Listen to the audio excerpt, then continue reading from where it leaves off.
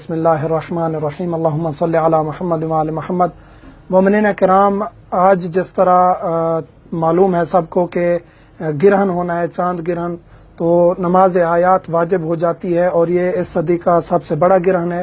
جن علاقوں میں بھی نظر آئے چاند گرہن ہو چکا ہے، نماز آیات واجب ہوگی۔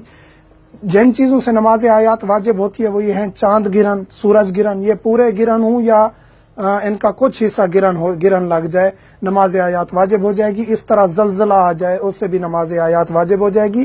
ان کے علاوہ زمین و آسمانی آفات، آندھی آ جاتی ہے، پیلی کالی آندھی، یا مثلا کہ اندھیرا چھا جاتا ہے دن کے دوران، یا مثلا کہ اتنی بجلی زیادہ گرجتی ہے، بادل گرجتے ہیں اور بجلی گرتی ہے زمین پر کہ علاقے والے خوف زدہ ہو جاتے ہیں۔ جو بھی زمینی آسمانی خوف زدہ چیزیں ہیں، آفات ہیں، ان پر نماز احتیاط پڑھنی ہوتی ہے۔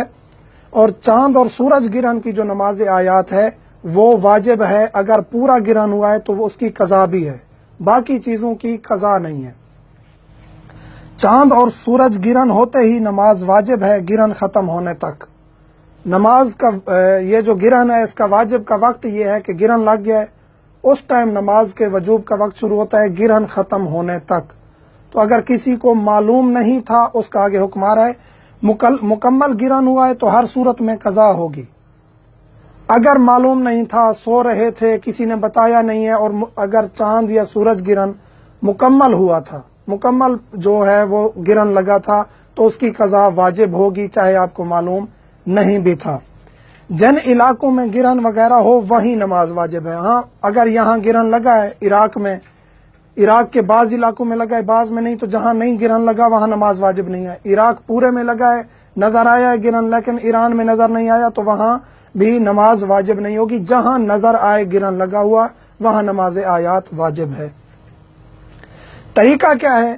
طریقہ یہ ہے کہ اس سے پہلے یہ ایک اہم چیز ذکر کرتا چلوں، ہمارے تقریباً برے صغیر میں یہ چیز مشہور ہے کہ گرہن کے وقت خواتین نہ کوئی چیز کاٹیں، نہ پھل کاٹیں، نہ کھانا بنائیں، نہ کوئی اور کام کریں۔ ایسی احتیاطی تدابیر بتائی جاتی ہیں جن کا شریعت سے کوئی واسطہ نہیں ہے۔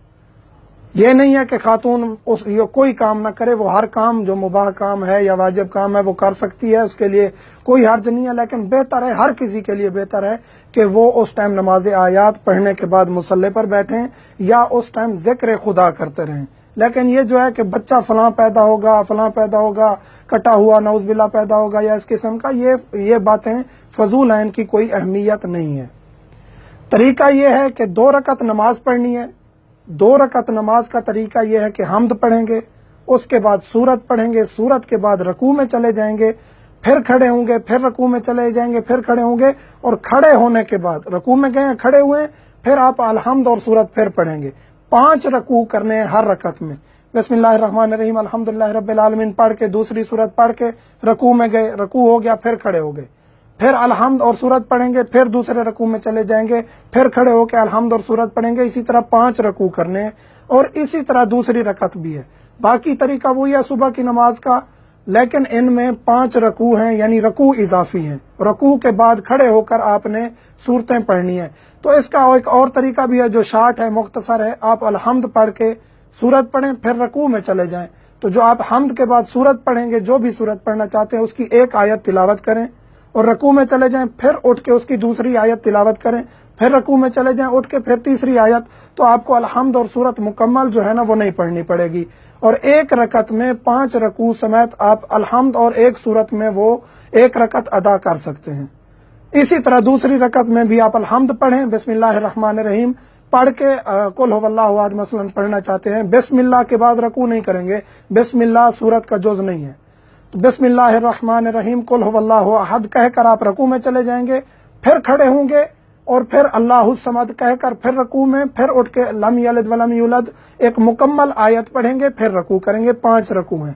یہ طریقہ ہے۔ اس کے بعد مثلا کہ آپ ہر دوسرے رکوع کے بعد سے پہلے قنوت بھی پڑھیں، مستحب ہے، لیکن اگر آپ نہیں بھی پڑھتے تو دوسری رکعت کے آخری رکوع سے پہلے قنوت پڑھ دیں گے تو کافی ہے۔ یہ طریقہ ہے نماز آیات کا، اور جو احتیاطیں اور یہ چیزیں بتائی جاتی ہیں وہ بھی میں نے ذکر کر دی ہیں۔